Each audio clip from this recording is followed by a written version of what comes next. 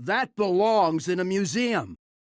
Is something a little bit more aggressive here. Although against the Hunter, is there any merit to maybe taking a slower hero power? I guess there could be, but I think the Shaman is still the aggressor here, because once those Call of the Wilds, Savannah high main start happening, Thijs doesn't run any hexes. So high main, for example, it's something that he can't really deal with.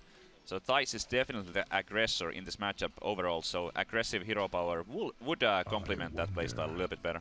Right, he does have those options. We see Steady Shot, Reinforce, and Fire Blast, and ends up taking Fire Blast. And I was going to talk about, I think I like that better than Steady Shot. It gives you more options for finishing, clearing up the board.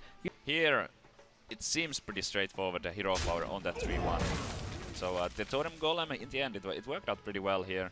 He got a good hero power. If there was like, if Loyan went for it with his Flame Juggler, just took the 1 in 3, trying to hit the Totem Golem, and then the trade happened with the King Select, then it would have been a little bit clunkier. Right, we do see that Overload coming in, so you can't play the Feral Spirits, and that's one of the early balancing acts when you're playing as that Shaman deck, is how you want to proceed, whether you value the Totem Golem more. Eaglehorn Bow, though, snap played by Loyan, no thought given to it, really. Infested Wolf from the top of his deck, that's an excellent draw. That's probably the best. Goes to a 2-off. Why do you think that is? Infested Wolf? Yeah. I don't know, I like it a lot. It's so hard to remove, and by the way, here we see that that Mage hero power really coming useful for Thijs.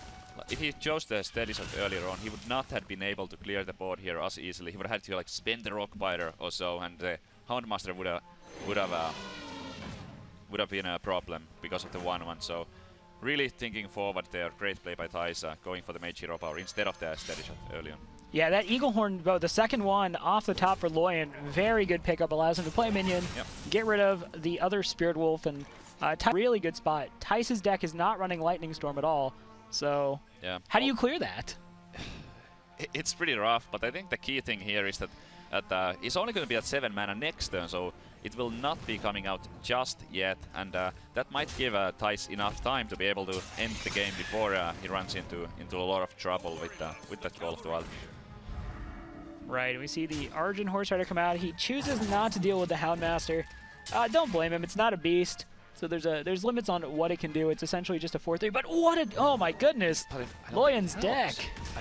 I believe Thijs has lethal here though. With that Rockbiter weapon, the weapon is going to be able to deal 10 damage, Lava Burst 5, and the hero power for the remaining point of damage. So looks like Thijs might be taking game 1. Yeah, it looks like that's exactly what's going to happen here.